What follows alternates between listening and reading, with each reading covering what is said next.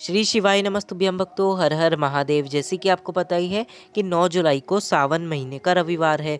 भूल कर भी आज कोई शिवलिंग पर दूध मत चढ़ा देना, वरना शंकर जी आपसे क्रोधित हो जाएंगे। 19 साल बाद आया है ऐसा दिन। तो चलिए हम सभी लोग जान लेते हैं कि वो कौन सा दिन है जिस दिन हमें शिव जी पर दूध नहीं चढ़ाना है। ये जो जानकारी मैं आपको बता रहा हूँ, ये पूज्य पंडित प्रदीप जी मिश्रा जी की शिव महापुराण कथा से ही बता रहा हूँ।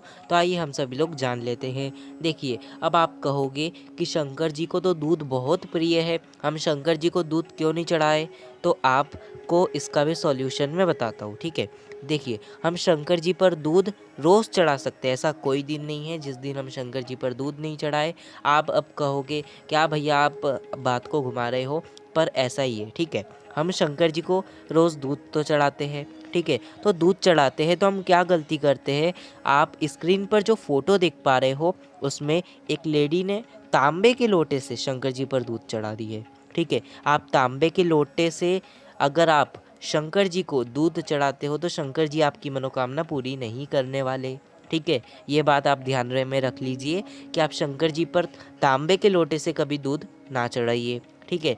जो आपका तांबे का लोटा होता है, जिस तांबे के लोटे में आप जल और दूध लेकर जाते हो, वो आपको शिव जी की शिवलिंग पर नहीं चढ़ाना चाहिए, क्योंकि गुरु जी ने भी कहा है कि अगर आप तांबे के लोटे से दूध चढ़ाते हो तो आपका जो आय होता है वो छिन्न हो जाता है। तो आपको कुछ भी कर कर शंकर जी की शिवलिंग पर तांबे के लोटे से दूध बिल्कुल भी नहीं चढ़ाना है, ठीक है। समझ गए ना? मतलब आप हर दिन चढ़ा सकते हो, पर तांबे के लोटे से हमें कभी भी भूल कर भी शंकर जी की शिवलिंग पर दूध को नहीं चढ़ाना है। इसलिए मैंने आपको ऐसा लिखा था कि आप लोग इस वीडियो को अच्छे से देख पाओ, ठीक है। समझ आ गया ना? अब दूसरा जो पहला उपाय होने वाला है, अब वो जानते हैं कि हमें सावन महीने के रविवार पर कौन सा उपाय करना है।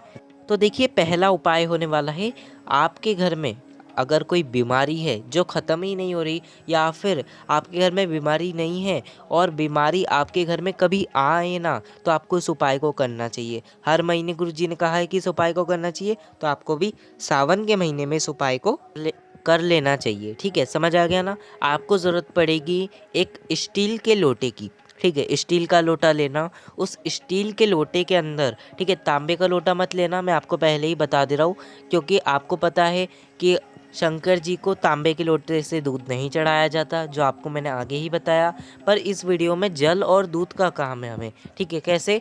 तो हमें एक स्टील का लोटा लेना है, उस स्टील के लोटे के अंदर आपको जल घर से अपने भर लेना है, ठीक है। जल भर लोगे ना अपने घर से, उसके बाद थोड़ा सा लोटा खाली रहने देना, उस लोटे के अंदर आपको दूध डाल देना है। जल और दूध आपको ऐसा तैयार कर लेना है, ठीक है। तैयार कर लोगे ना, तो आपको क्या करना है, उसके अंदर मात्र 5 काली मिर्ची डालना है, ठीक है। क्या डालना है? मात्र 5 काली मिर्ची। समझ आ गया ना? एक हमें स्टील का लोटा लेना है जिसमें जल और दूध और साथ ही साथ 5 काली मिर्ची डाल देना, और इस जल को लेकर जाना सावन के महीने में किसी भी दिन शंकर जी के मंदिर में जाओगे तो आपको शंकर जी की शिवलिंग पर इस जल को चढ़ा देना है, जो भी आपकी बीमारी है वो सब कहते हुए, और साथ ही साथ कि हमारे घर में अब कभी भी बड़ी बीमारी प्रवेश ना करे, यही सब कहते हुए शंकर जी की शिवलिंग पर आपको वो जल को चढ़ा देना है। यकीन मानिए, हर महीने आप इस उपाय को करते रहिए, आपके घर में बड़ी बीमारी नहीं आ सकती। तो ये था गुरु जी का पहला उपाय। अब जानते हैं हम सभी लोग गुरु जी का दूसरा उपाय, जो कि होने वाला है आपकी मनवांचित फल के लिए, यानी कि मनोकामना के लिए। कैसे करना है इस उपाय को? तो आपको दूसरा उपाय के लिए ज़रूरत पड़ेगी मात्र 2 लोटे जल की, ठीक है। आपकी मनोकामना के लिए इस उपाय को आप कर सकते हो, और साथ ही साथ अटका हुआ काम, कोई भी काम के लिए आप इस उपाय को कर सकते हो, ठीक है।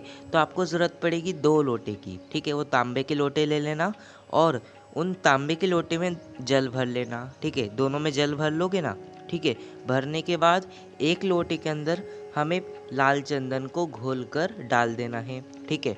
डाल दोगे ना, यानी कि एक लोटा जल लाल चंदन का और दूसरा लोटा जो जल है वो सादा, ठीक है। समझ आ गया ना? ऐसे 2 लोटे जल तैयार कर लेना।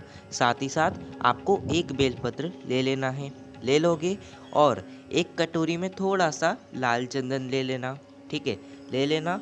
इन सभी चीज़ों को आपको लेकर जाना है बेलपत्र के वृक्ष के नीचे। जाओगे, सबसे पहले जो आपने लाल चंदन का जल लेकर आया है थोड़ा सा जल बेलपत्र के वृक्ष के नीचे आपको समर्पित कर देना है। श्री शिवाय नमस्तुभ्यम कहते हुए चढ़ा देना है। चढ़ाने के बाद जो हम घर से एक बेलपत्र लेकर आए हैं ना, वो और लाल चंदन भी लेकर आए हैं, हम बेलपत्र भी लेकर आए हैं। तो लाल चंदन को हमें क्या करना है, बेलपत्र के तीनों पत्ते पर लगा देना है। ठीक है, लगा दोगे ना, तीनों पत्ते पर लाल चंदन लगाकर आपको बेलपत्र के वृक्ष के नीचे उस बेलपत्र को समर्पित कर देना है। ठीक है, समर्पित कर दोगे, वही बेलपत्र को थोड़ी देर बाद यानी कि 1 ही मिनट बाद आप उस बेलपत्र को उठा लीजिए। जब आप समर्पित करोगे तब श्री शिवाय नमस्तुभ्यम मंत्र का अवश्य स्मरण करें और साथ ही साथ आपकी मनोकामना भी अवश्य कहे। ठीक है, बेलपत्र उठा लेना और जो आपका थोड़ा सा लाल चंदन का जल बचा है, 1 लोटा जल बचा है और ये जो बेलपत्र है, इन सभी चीज़ों को हमें शंकर जी के मंदिर में लेकर जाना है। ठीक है, शंकर जी के मंदिर में जाओगे, सबसे पहले आपका फेस होना चाहिए उत्तर दिशा की ओर और पीठ दक्षिण दिशा की ओर। ऐसी दिशा में जाकर शंकर जी की शिवलिंग के सामने खड़े हो जाना। खड़े होकर शंकर जी की शिवलिंग पर जो लाल चंदन वाला जल है, वो अपनी मनोकामना कहते हुए श्री शिवाय नमस्तुभ्यम कहते हुए समर्पित कर देना है। कर दोगे, उसके बाद जो 1 लोटा जल, साफ सुथरा जल है, वो शंकर जी की शिवलिंग पर हमें श्री शिवाय नमस्तुभ्यम कहते हुए चढ़ा देना है। चढ़ा दोगे, उसके बाद जो हमने बेलपत्र के वृक्ष के नीचे से बेलपत्र महादेव जी का नाम लेकर समर्पित करना है शंकर जी की शिवलिंग पर। ठीक है, किसका नाम लेना है जरा ध्यान से सुन लेना, अघोरेश्वर महादेव। ठीक है, अवधूतेश्वर महादेव नहीं, अघोरेश्वर महादेव। फिर से बोल लीजिए, अघोरेश्वर महादेव। अघोरेश्वर महादेव जी का नाम लेकर एक बेलपत्र को, जो आपने बेलपत्र के वृक्ष के नीचे से बेलपत्र को उठाई है, वही बेलपत्र को आपको शिव जी की शिवलिंग पर समर्पित कर देना है अपनी मनोकामना कहते हुए।